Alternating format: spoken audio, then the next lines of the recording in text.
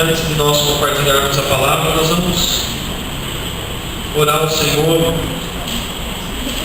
pedindo ao Senhor que desperte o nosso coração com fome e com sede pela sua palavra.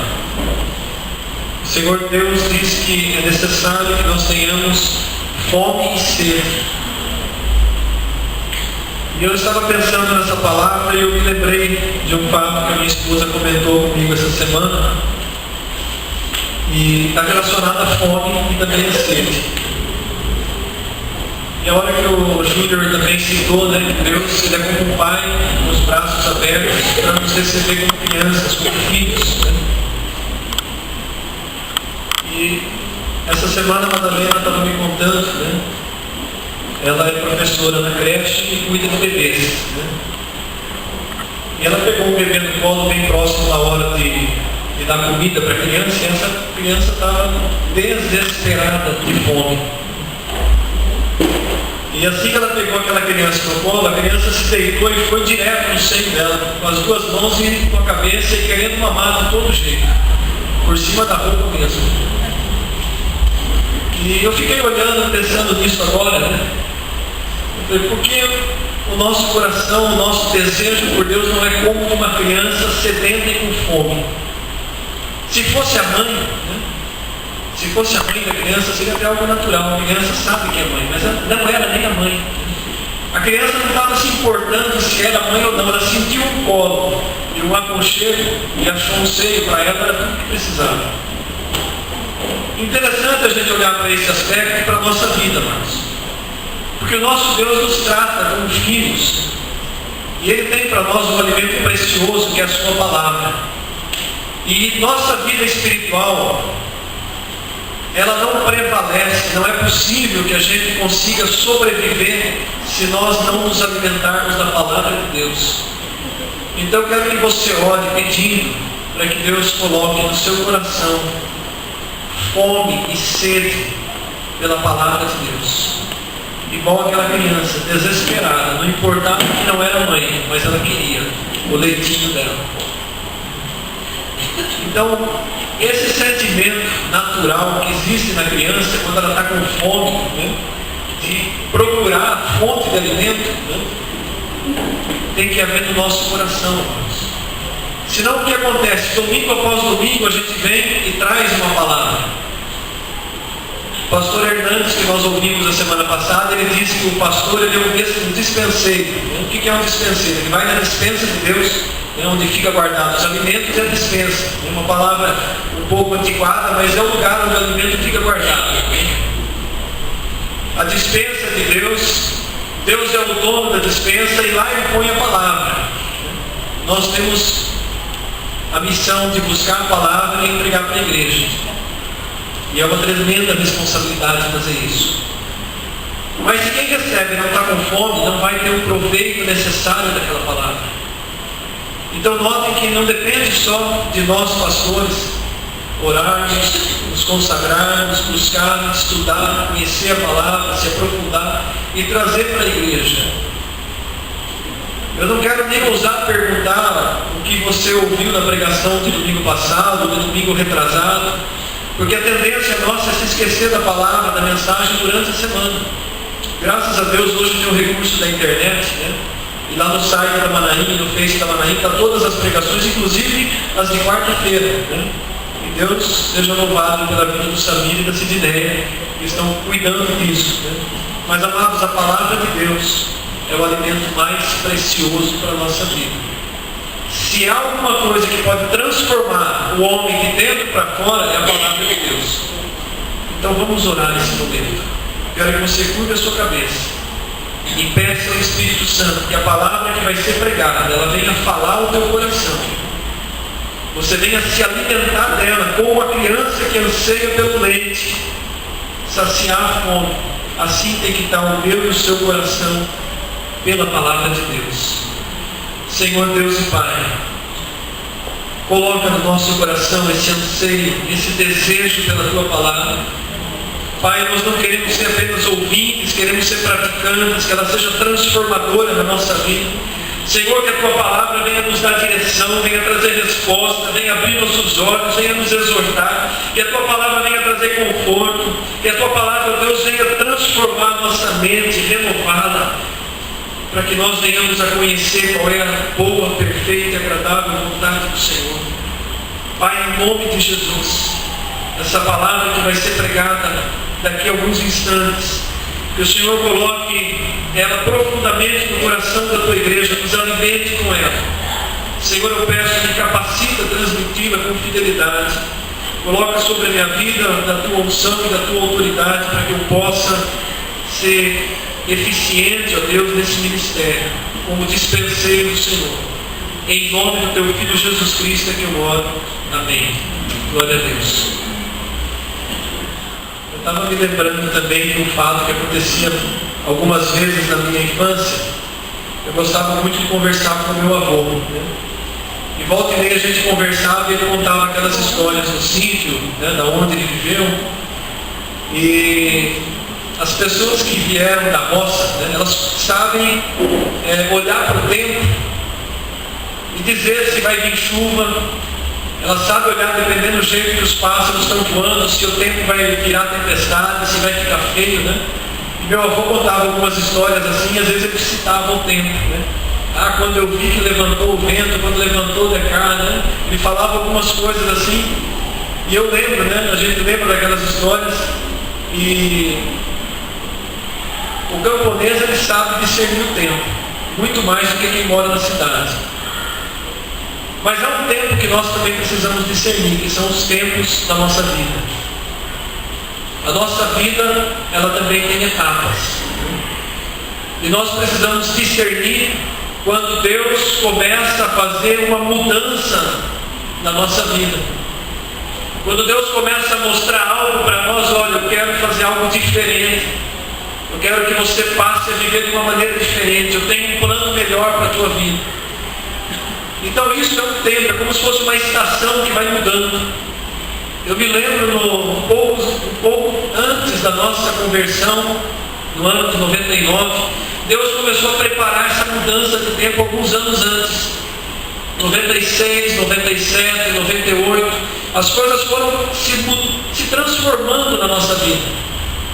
As circunstâncias, as situações, as amizades, as pessoas com quem a gente convivia.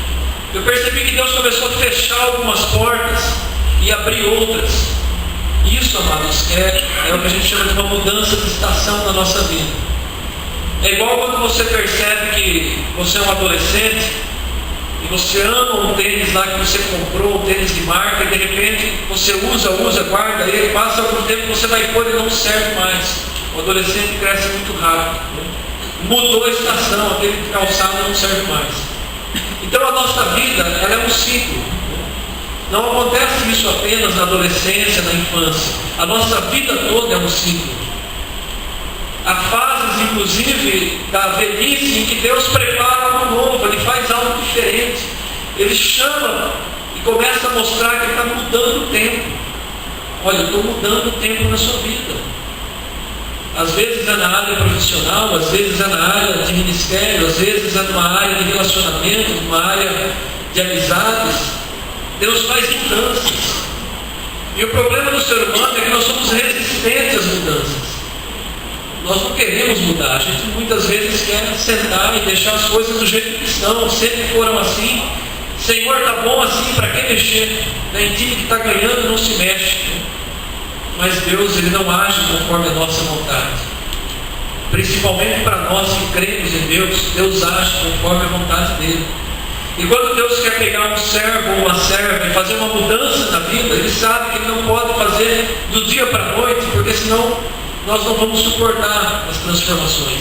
Então Deus começa a mandar uma revoada de aves, uma nuvem vai se formando, Ele vai mudando o tempo devagarzinho. Meus irmãos estão compreendendo? Deus começa a fazer coisas mostrando que algo Ele vai mudar na nossa vida. Ele está preparando algo novo, um tempo novo para a nossa vida. E é importante a gente ter os olhos bem abertos, né? Sensibilidade para perceber quando Deus quer fazer algo novo na nossa vida. E a mensagem de hoje ela vai falar sobre isso. Nós vamos pegar como exemplo a vida de Saul. Deus pegou aquele jovem e Deus tinha algo novo para fazer na vida de Saul. Deus iria transformá-lo no primeiro rei da nação de Israel, mas Saul não sabia disso. Então nós vamos pegar a palavra de Deus em 1 Samuel. Você vai ficar com a Bíblia aberta em 1 Samuel, capítulo 8, 9 e 10. E nós vamos compartilhar algumas passagens desses 3 capítulos da palavra de Deus. E nós vamos tomar como exemplo a vida de Saul. Nós vamos querer tirar dessa palavra hoje, em relação a Saul, é essa mudança que Deus operou na vida de Saul. E que Ele pode, e que muitas vezes Ele opera na nossa vida. Amém, queridos? Então abra a palavra do Senhor primeiramente em 1 Samuel, capítulo 8. Nós vamos estar lendo os versículos 4 ao 7.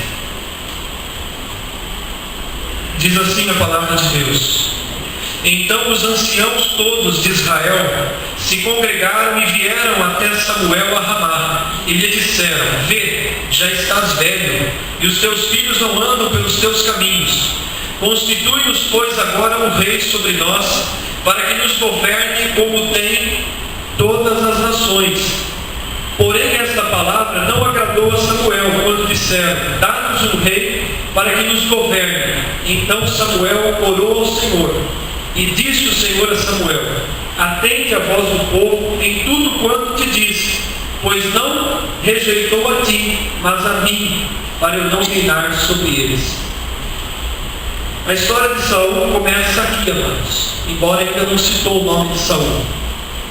Desde Abraão, passando pelo período dos patriarcas, passando pelo período de Moisés, de Josué, e por todo o período de juízes, a nação de Israel, ela foi uma nação teocrática. O governo lá não era democracia, era teocracia. Era um governo direto de Deus. Mas de que maneira?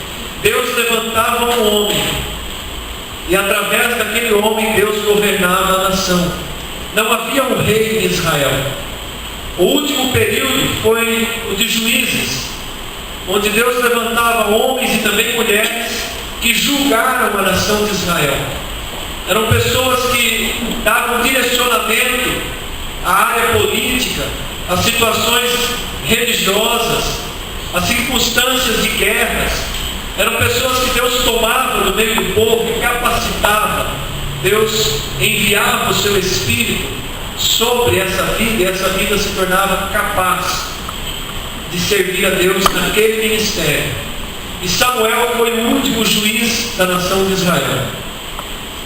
Mas acontece que nesse momento da história, a nação de Israel olhou para as outras nações. Os anciãos aqui são os líderes. Lembra que a nação de Israel ela se formou de 12 tribos. Era como se tivesse no decorrer dos anos 12 estados, 12 governadores. A gente pode imaginar assim. E cada tribo de Israel tinha seus líderes, anciãos, príncipes. Eram líderes da nação de Israel. Quando fala príncipe, não era porque havia um príncipe ali que reinava, mas era alguém que era um líder no meio do povo. A palavra chamava de príncipe. Não havia ainda sido instituída a monarquia.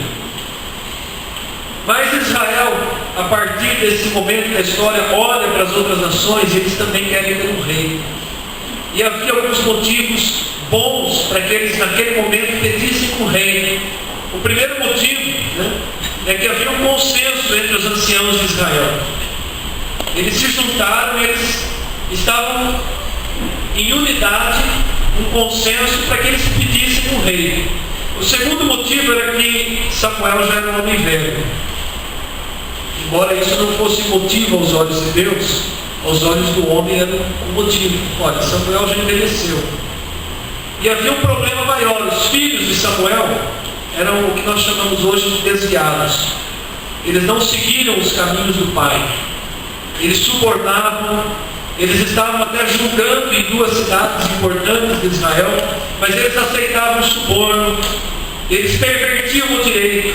Então eles não serviam para dar continuidade ao trabalho, ao ministério de Samuel. Então eles chegaram para Samuel e pediram um rei. Nós queremos um rei como todas as outras nações têm. Essa palavra desagradou profundamente o coração de Samuel, que foi consultar a Deus. E Samuel consulta a Deus. Samuel não estava ofendido porque ele foi considerado velho ou porque seus filhos não haviam seguido o seu caminho. Samuel estava ofendido porque a nação pediu um rei. Embora Deus já havia profetizado antes que a nação teria um rei, aquele não era propriamente o momento que Deus desejava estabelecer a monarquia em Israel. Então Samuel consulta Deus e Deus diz: olha, não é a ti que eles rejeitaram, é a mim. Eles não querem que eu governe através de você. Mas olha, eu vou atender o povo. Eles estão pedindo, eu vou dar um rei. Então foi nessa circunstância que Deus busca um homem dentre a nação de Israel para que se fosse estabelecido o primeiro rei da nação. E Deus é extremamente misericordioso e bom, porque Deus busca lá na tribo de Benjamim um jovem e prepara esse jovem para se tornar um rei. Deus não colocou Saul de qualquer maneira como rei sobre Israel. Deus capacitou, Deus ungiu, Deus enviou o seu espírito sobre Saul para que Saul se tornasse capacitado a assumir o governo da nação de Israel. Então é exatamente nesse ponto da história que a gente chega. Em 1 Samuel capítulo 9, dos versículos 1 ao 4.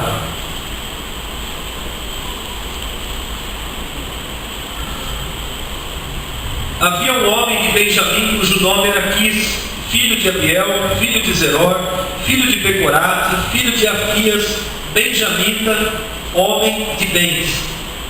Tinha ele um filho cujo nome era Saul, moço e tão belo, que entre os filhos de Israel não havia outro mais belo que ele. Desde os ombros para cima sobressaía a todo o povo. Extraviaram-se as jumentas de Quis, pai de Saul. E disse Quis a Saul, seu filho: toma agora contigo um dos moços, dispõe-te e vai procurar as jumentas. Então, atravessando a região montanhosa de Efraim e a terra de Salisa, não as acharam. Depois passaram a terra de Saalim, porém elas não estavam ali. Passaram ainda a terra de Benjamim, todavia não as acharam. Então, amados, olha que circunstância interessante. Quis, o pai de Saul, era um homem rico. A riqueza naquela época se media pela quantidade de rebanhos e de terras que alguém possuía. Não havia dinheiro no banco, não havia ações, o que havia era terra e gado. E a palavra diz aqui que o pai de Saul era um homem de bens. E Saul, além de ser rico, consequentemente, ele era de uma família rica, ele era jovem. Um homem jovem, no vigor da sua mocidade. E ele era um homem belo, um homem bonito, vistoso, um homem de boa aparência. E era um homem alto.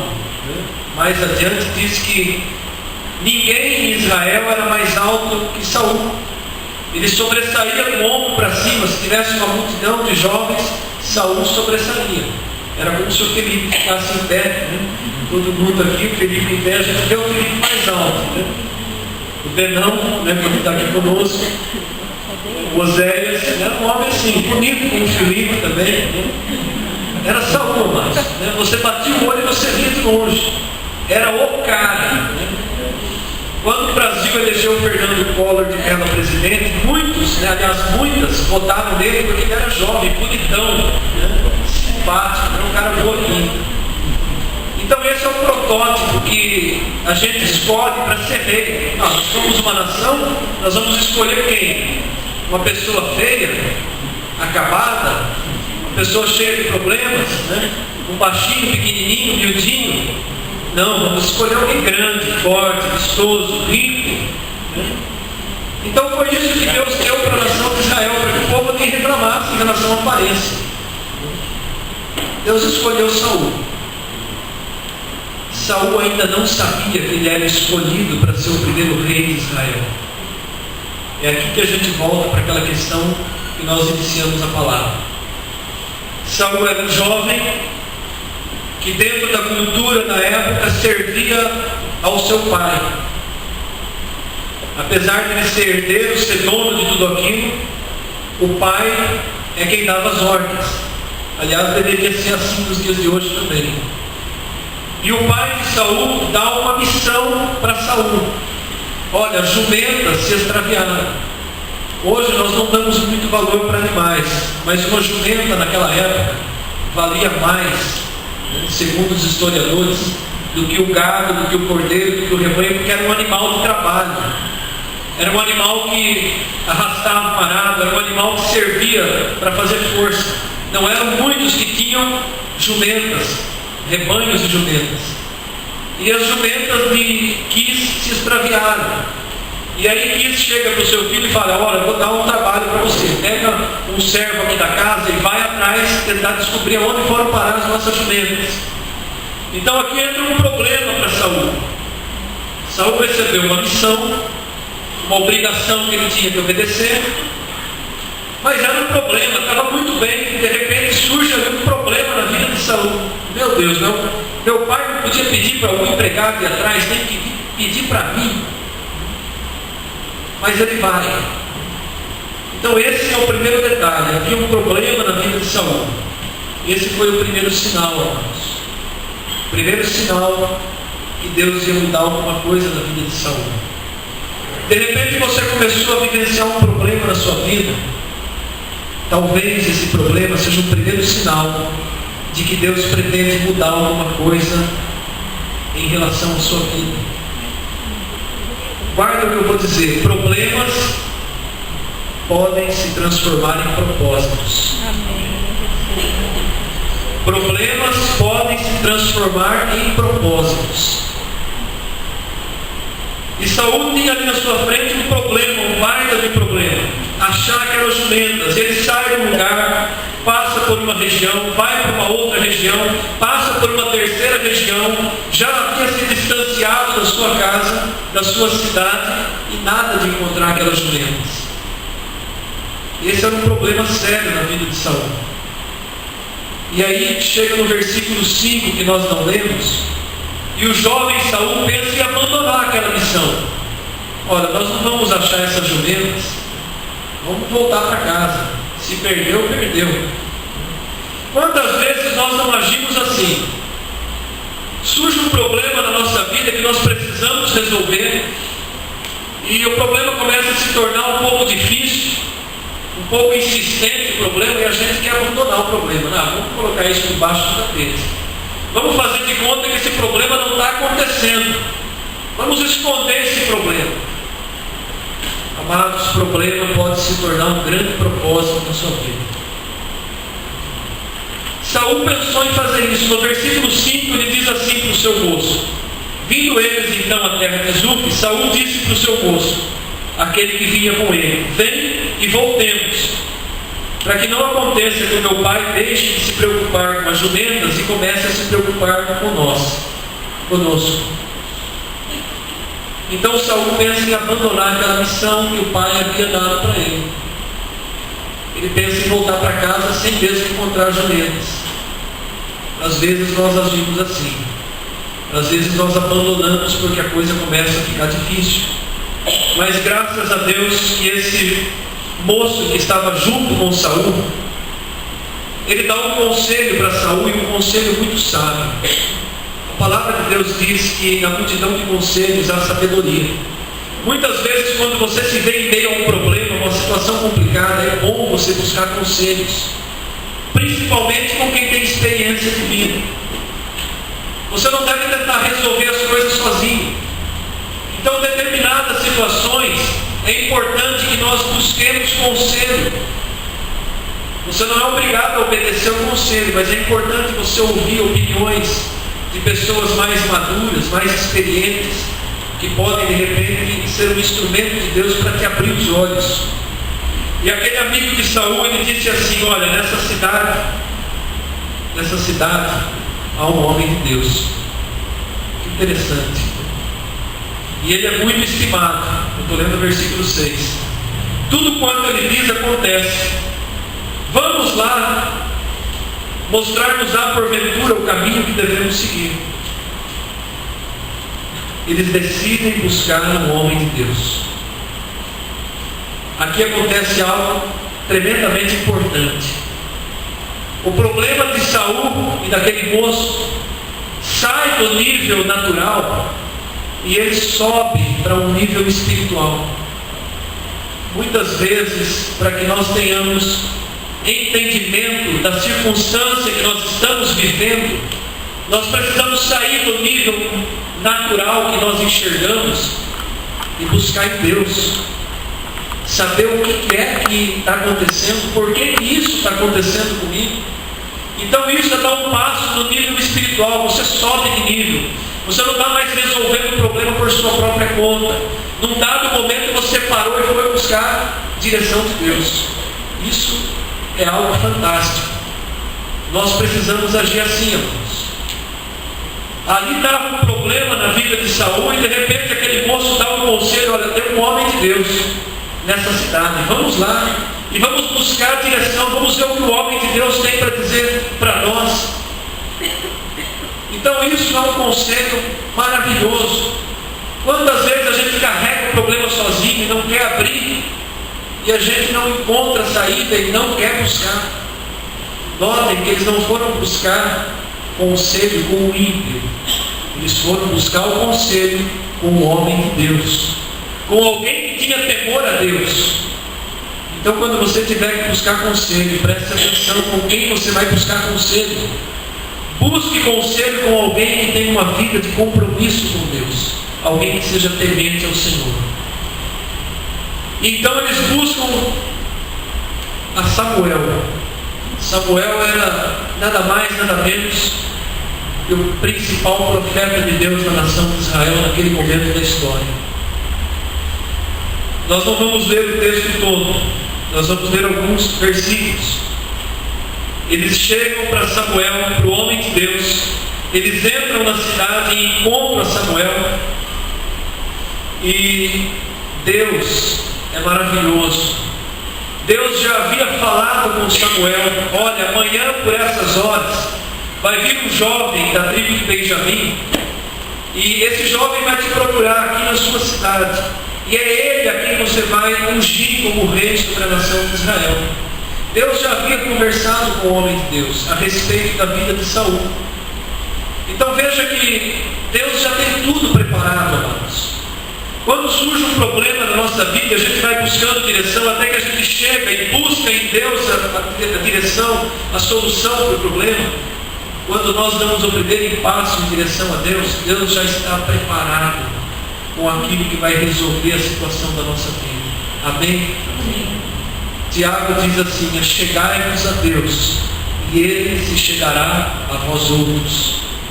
Agora, quem não busca socorro em Deus, dificilmente vai encontrar. Mas aquele que se achega, que dá o primeiro passo, que busca, a palavra garante: achegai-vos a Deus, e Ele se chegará a vós outros.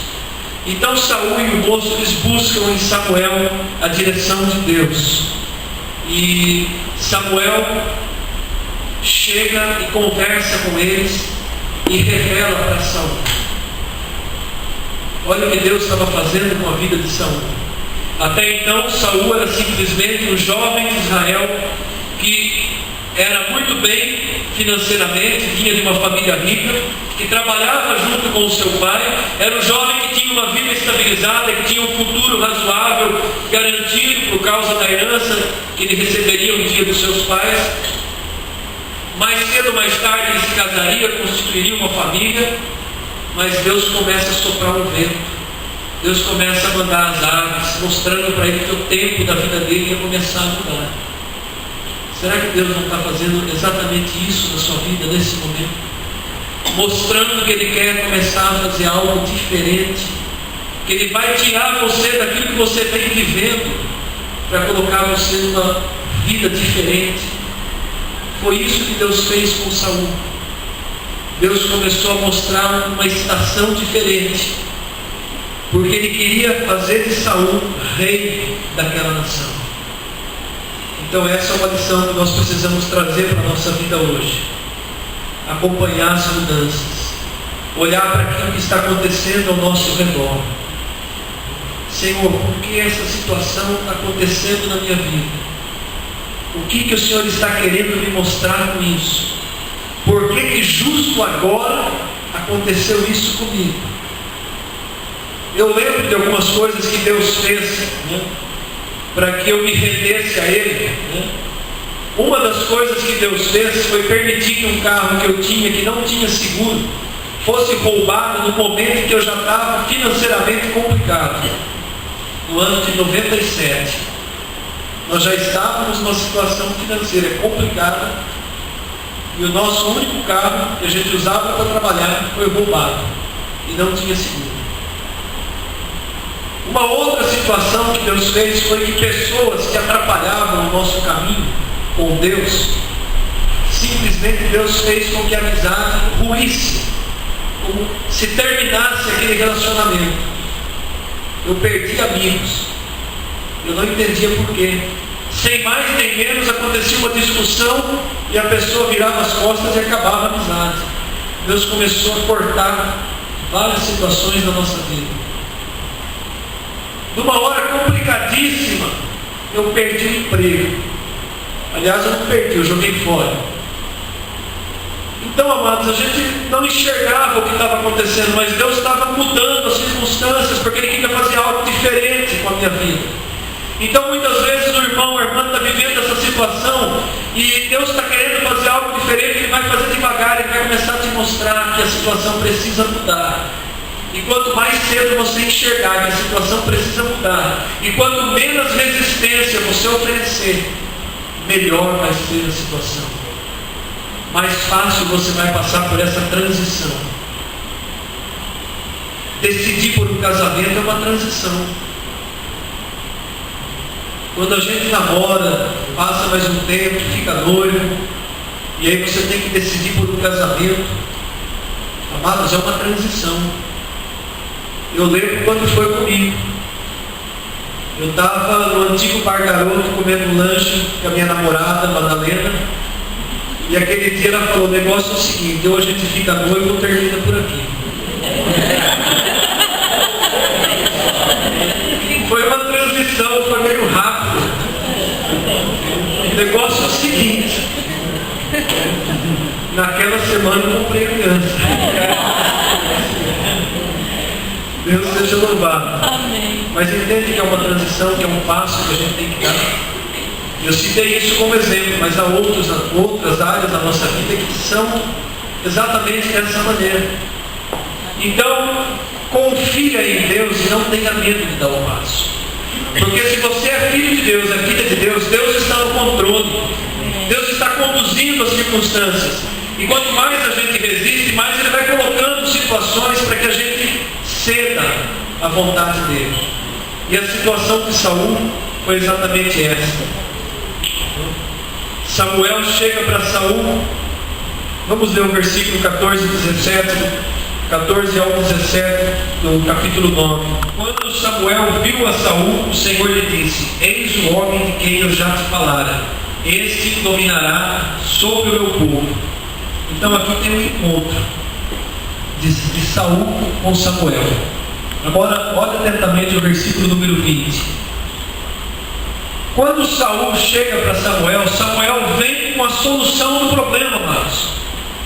Ele diz assim: quanto às jumentas que há 3 dias se perderam, não se preocupe o teu coração com elas, porque já foram encontradas. Aleluia. Amém. Quando você vai até o homem de Deus, quando você busca a direção de Deus, Deus já vem com a solução. Saul, as jumentas já foram encontradas, seu problema está resolvido. De hoje em diante a questão das jumentas é passada. Agora tem uma coisa, não me vai mais ficar preso no problema das jumentas. Deus já resolveu essa questão. Em seguida ele diz algo maior ainda.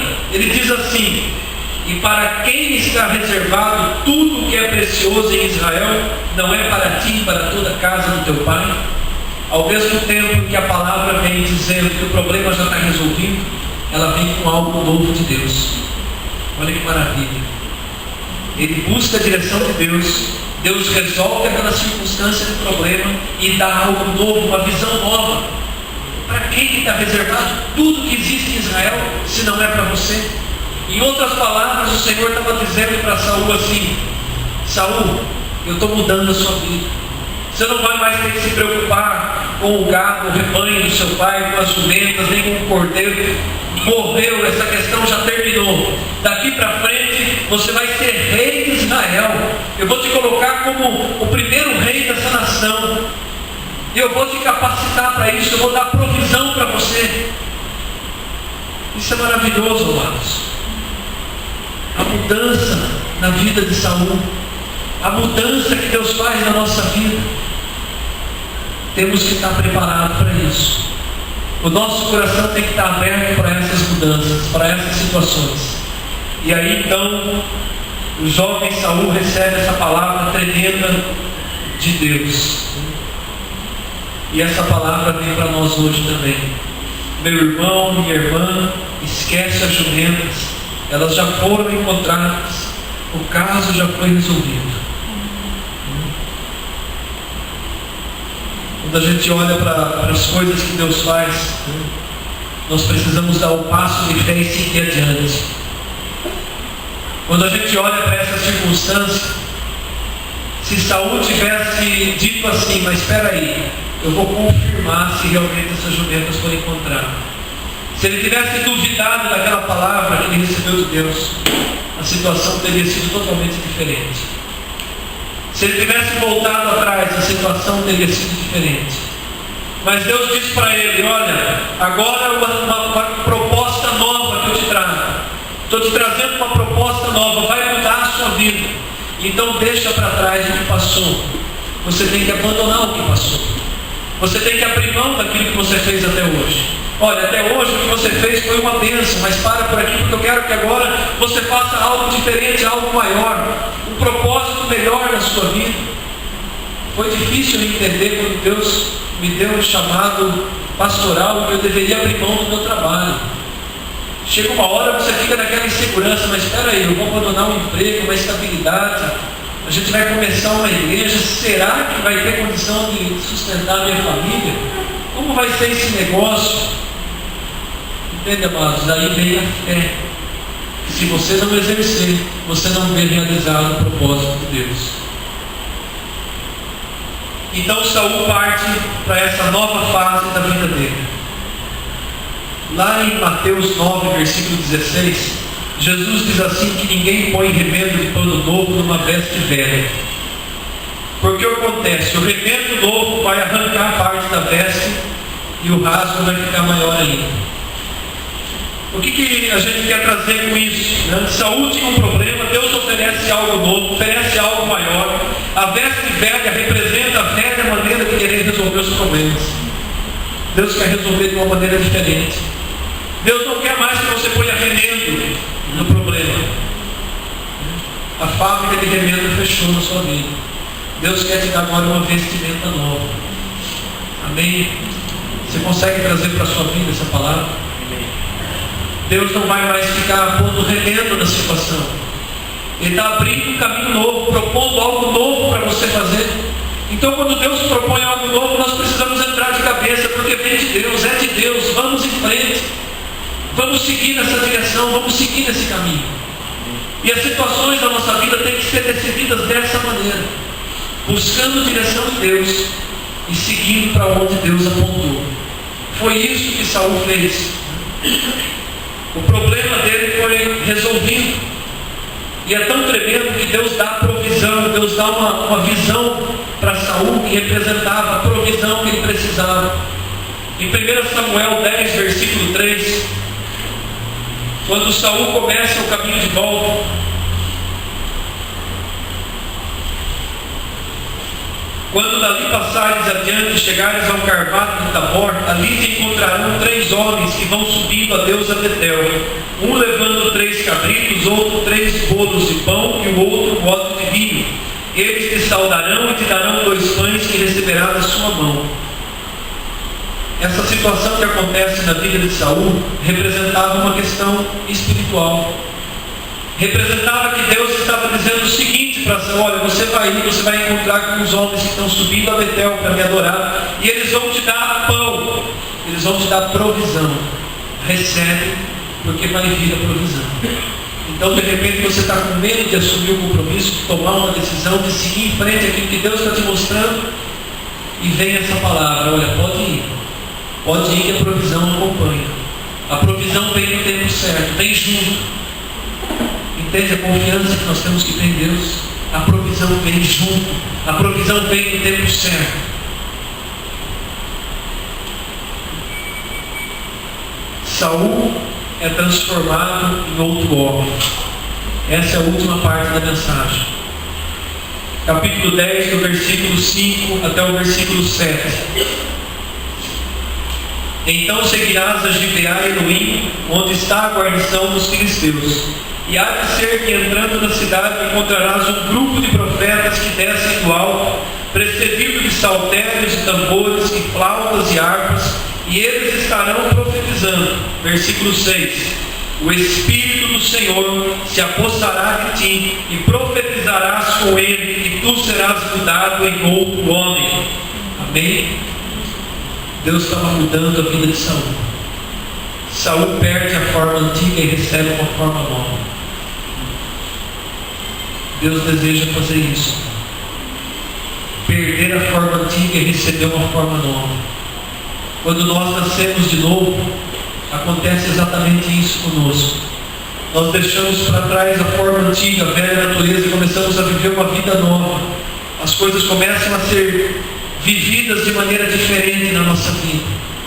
Isso aconteceu com Saul, porque o Espírito de Deus veio sobre ele e transformou ele em outro homem.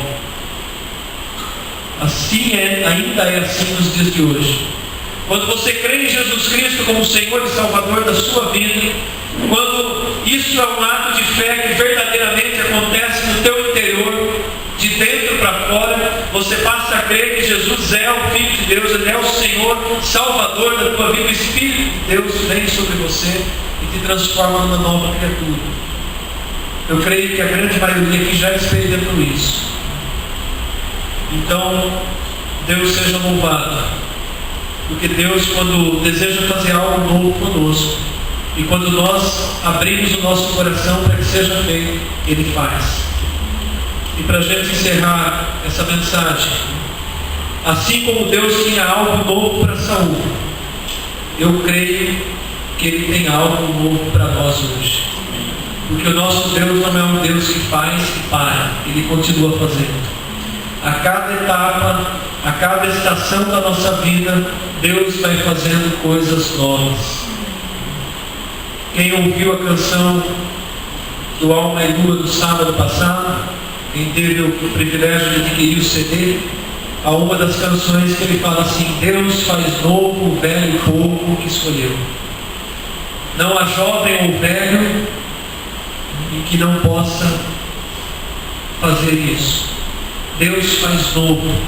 Então, quando Deus resolve fazer novo, nós precisamos estar com a nossa antena ligada para começar a perceber a mudança da estação, a mudança do que Ele quer fazer, e olhar para frente para o propósito que Ele quer fazer. Porque a cada um de nós, a obra só termina no dia em que a nossa vida terminar. Termina aqui a obra de Deus na terra, e na eternidade a gente começa um tempo novo também. Então nós precisamos crer que a nossa vida é regida dessa maneira por Deus. Nós que cremos, que confiamos, que colocamos a nossa vida na dependência de Deus, precisamos também crer e estar preparados para essas mudanças que o Senhor vai fazendo em cada fase da nossa vida. E glória a Deus, porque as mudanças de Deus sempre são para melhor. Amém? Amém. Vamos nos colocar de pé.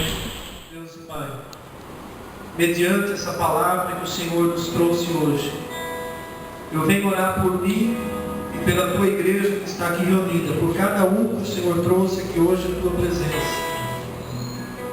Senhor, nós humildemente nos colocamos diante de Ti e pedimos para que o Senhor venha a remover as nossas limitações, que nós venhamos a ter compreensão das mudanças que o Senhor deseja operar na nossa vida, no nosso interior, nas nossas situações naturais e também nas nossas situações espirituais. Senhor, que os nossos olhos possam estar abertos, os nossos ouvidos atentos, que nós sejamos obedientes aos bons conselhos, que nós venhamos a buscar sempre a direção do Senhor, seja diretamente ou seja através dos homens e mulheres que o Senhor tem levantado. Pai Santo e amado, nós desejamos que todos os teus propósitos, que todos os teus planos venham a se cumprir nas nossas vidas.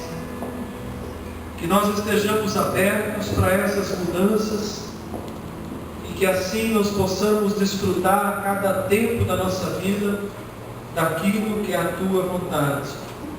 Eu oro e agradeço em nome do teu Filho Jesus Cristo. Amém e aleluia.